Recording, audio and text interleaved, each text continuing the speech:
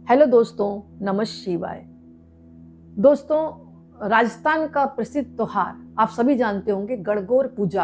यानी गणगौर पूजा में व्रत रखती हैं महिलाएं और अखंड सौभाग्य की प्रार्थना करती हैं माँ पार्वती से और अखंड सौभाग्य का वरदान प्राप्त करती हैं। तो ये जो पड़ रहा है प्रसिद्ध त्योहार जो पड़ रहा है, ये पड़ रहा है 31 मार्च 2025 को सोमवार के दिन। विशेष बात यह है कि सोमवार का दिन वैसे भी भगवान शिव और माता पार्वती की पूजा का दिन है और ऊपर से पड़ गई गणगौर, तो अपने आप में अद्भुत मुहूर्त हो गया।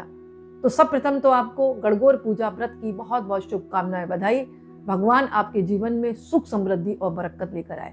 अब मैं ये बताऊंगी ये पूजा जो है महिलाएं किस तरह करती हैं। ये प्रातःकाल स्नान करती हैं, स्नान करने के बाद व्रत का संकल्प करती हैं। वैसे भी चैत्र शुक्ल पक्ष की तृतीया तिथि पर नवरात्र चल रहे होते हैं और अच्छी तरह तैयार होकर सज धज कर एक चौकी स्थापित करती हैं और उस पर जो है बालू होती है ना, बालू कोई तालाब या नदी के किनारे की बालू लाकर उससे गणगौर तैयार करती हैं। गण का मतलब है भगवान शिव और गौर का मतलब है माता पार्वती, यानी भगवान शिव और पार्वती को तैयार करती हैं। अब त्योहार ये गणगौर, तो इसलिए गणगौर के रूप में इनको तैयार किया जाता है और भगवान शिव को चंदन लगाया जाता है, माता जी को सुहाग की सामग्री अर्पण की जाती है और इनको वस्त्र सुंदर सुंदर पहनाकर सजाया जाता है।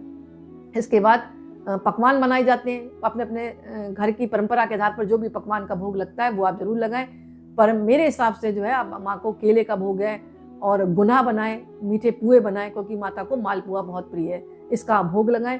फिर माता को 16 श्रृंगार की सामग्री अर्पण करें। माता को सिंदूर लगाने के बाद अपनी मांग में लगाएं और खुद भी अच्छी तरह इस दिन तैयार हो, क्योंकि सुहाग का पर्व है और माता पार्वती से आप सुहाग मांगने जा रही हैं। और फिर आरती करें। इस तरह आप पूजा कर लें, अखंड दीप जलाएं और धूप मतलब दिखाएं और माता को जो भी आपने अपने घर में बनाया उसका भी आप भोग लगा सकती हैं। मैंने तो आपको मोटे तौर पर बताया कि माता को मालपुआ बहुत प्रिय है, इसलिए इसका भोग जरूर लगाएं। इसके अलावा कहा जाता है कि इसकी कथा जरूर सुननी चाहिए। कथा अनेक हो सकती है, लेकिन ये कथा जो है मुख्य रूप से राजस्थान में बहुत ज्यादा प्रचलित है और इसको सुनने से कहा जाता है कि अखंड सौभाग्य का वरदान प्राप्त होता है। जो महिलाएं व्रत रख रही है वो भी सुन सकती हैं और जो नहीं रख रही है वो भी सुने, उनको भी अखंड सौभाग्य का वरदान प्राप्त होता है, ऐसा कहा जाता है। तो आप इस कथा को पूर्ण रूप से जरूर सुने।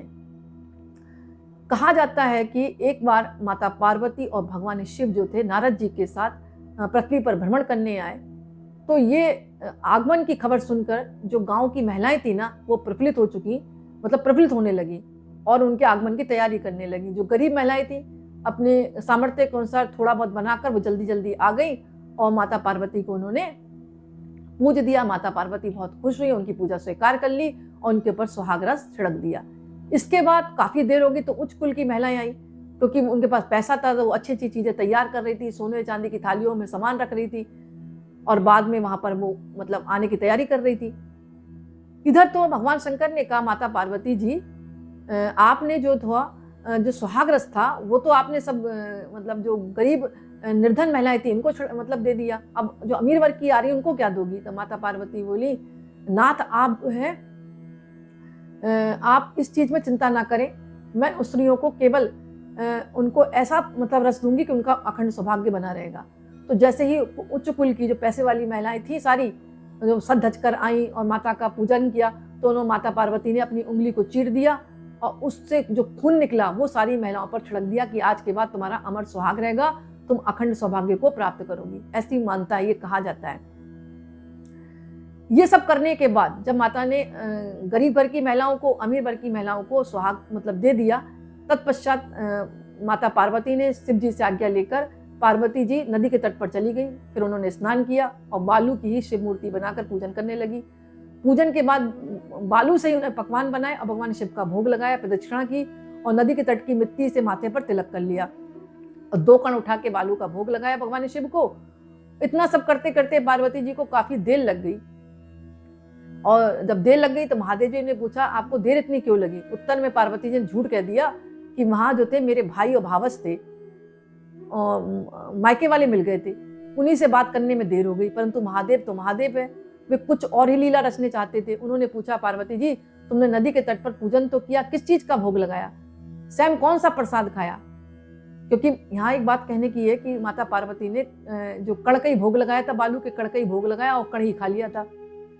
उन्होंने झूठ बोला ना कि मेरे भाई और भाभी मिल गए थे, तो माता पार्वती ने फिर झूठ बोल दिया, मेरे भावज ने मुझे दूध और भात खिलाया, उसे खाकर मैं सीधी यहाँ चली आई हूँ। यह सुनकर शिव जी ने दूध भात खाने की मतलब लालच में वो भी नदी के तट पर जाने को तैयार हो गए। पार्वती दुविधा में पड़ गई। उन्होंने मौन भाव से कहा, भगवान भोलेनाथ से कहा कि भगवान, मतलब मन ही मन वो सोच रही है ये बात कि मैं अनन्य दासी हूँ, आप मेरी लाज रखें, मैंने तो भगवान शिव से झूठ बोला है। और ये प्रार्थना करती पार्वती जी भगवान शिव के पीछे पीछे चल दी, क्योंकि भगवान शिव ने भी कहा कि मैं भी जो है जो चावल और भात है वो मतलब खाऊंगा, जो दूध की खीर तुम खा के आई हो अपने मायके से। और नदी के तट पर चल पड़ी। अब इधर माता पार्वती बहुत ही निराश थी, मन ही मन सोच रही थी, क्योंकि उन्होंने भगवान शिव से झूठ बोला था। तो भगवान शिव भी जान गए थे तो उनके अंदर की बात कि वो क्या सोच रही है। तो उन्होंने वहां पर महल तैयार कर दिया और माता पार्वती पहुंचती है भगवान शिव के साथ। वहां देखते हैं कि वहां पर उनके साले भी होते हैं, सलज भी होते हैं, सब परिवार वहां पर उपस्थित है। उन्होंने गौरी तथा शंकर का भाव से स्वागत किया। भाव विभोर होकर 2 दिन तक भगवान शिव वहां रहे। तीसरे दिन पार्वती जी बोली, अब चलो। शिव जी तैयार नहीं हुए, वे अभी और रुकना चाहते थे, तब पार्वती जी रूठ कर अकेले ही चल दी। ऐसी हालत में भगवान शिव जी को पार्वती के साथ चलना ही पड़ा। नारद जी भी साथ चल दिए। चलते चलते वह बहुत दूर निकल आए। उस समय भगवान सूर्य अपने धाम को पधार गए थे, यानी रात्रि हो गई थी। अचानक भगवान शंकर पार्वती से बोले, मैं तुम्हारे मायके में अपनी माला भूल आया हूँ, ठीक है मैं ले आती हूँ। पार्वती जी ने कहा और जाने को तत्पर हो गई, परंतु भगवान ने कहा, अब रात्रि हो गई, आप ना जाए, इस कार्य को ब्रह्मापुत्र नारद जी को मैं भेज देता हूँ। परंतु वहां पहुंचने पर नारद जी को कोई महल नजर नहीं आया। वहां दूर दूर तक जंगल था जिसमें हिंसक पशु विचर रहे थे। नारद जी वहां भटकने लगे, सोचने लगे कहीं वे किसी गलत स्थान पर तो नहीं आ गए। मगर सहसा बिजली चमकी। नारद जी को शिव जी की माला एक पेड़ पर टंगी दिखाई दी। नारद जी ने इस माला को उतार लिया और शिव जी के पास पहुंचकर वहां हाल बताया। शिव जी हंसकर बोले, ये सब पार्वती की लीला है। फिर पार्वती जी बोली, नाथ मैं किस योग्य हूँ, ये सब आपकी लीला है। तब नारद जी ने सिर झुकाकर कहा, माता आप आज के दिन जो भी महिलाएं आपकी पूजा करेंगी तो आप उनको अमर सुहाग का वरदान देंगी और उनसे कहेंगी कि आज के बाद जो है आप अपने पति व्रत का धर्म का पालन करो, अपने पति की सेवा करो।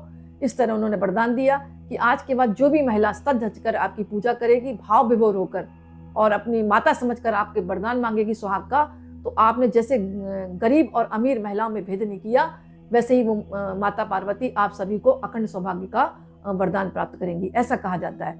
और इसके बाद दोनों अंतर ध्यान हो गए। ये भी कहा जाता है कि जो इस कथा को सुनता है या सुनाता है उसको भी अखंड सौभाग्य का वरदान प्राप्त होता है। यहाँ पर ये प्रश्न ये उठता है कि ये इसका प्रसाद पति को क्यों नहीं दिया जाता। वो इसी कारण नहीं दिया जाता क्योंकि माता पार्वती ने बालू के कण खाए थे और भगवान शिव से झूठ बोला था कि मैं तो खीर भात खा के आई हूँ।